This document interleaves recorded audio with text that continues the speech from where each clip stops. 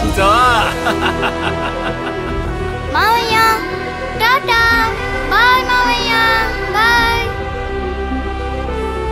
Don't worry Shiva, I will help you.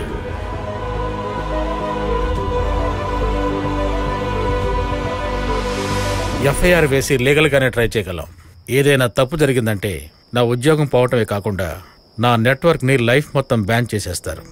అయినా నీకోసం నేను ట్రై చేస్తాను. Thanks sir. నంబర్ చెప్పు. 986-354-8823. త్యాగు, నేను నెంబర్ చెప్తాను, నోట్ చేసుకో. 986-354-8823. ఆ అడ్రస్ నాకు పంపించు. Okay sir.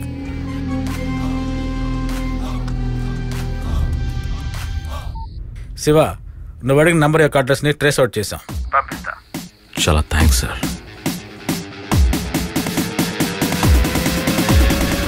శివ అంటే ఏంటో చూపిస్తాను.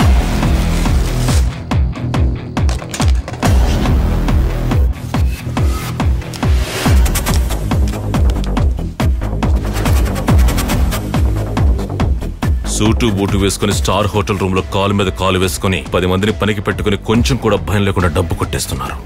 ఇదంతా పోలీసులకు తెలియదా?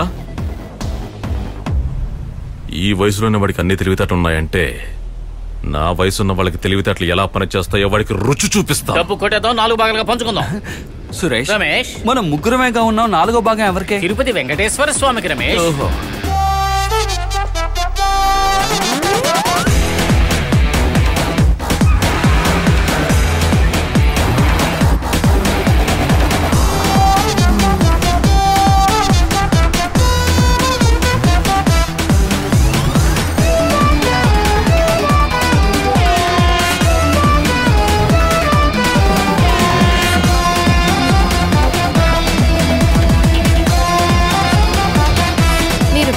వచ్చిన వ్యక్తి నా భర్తే అండి.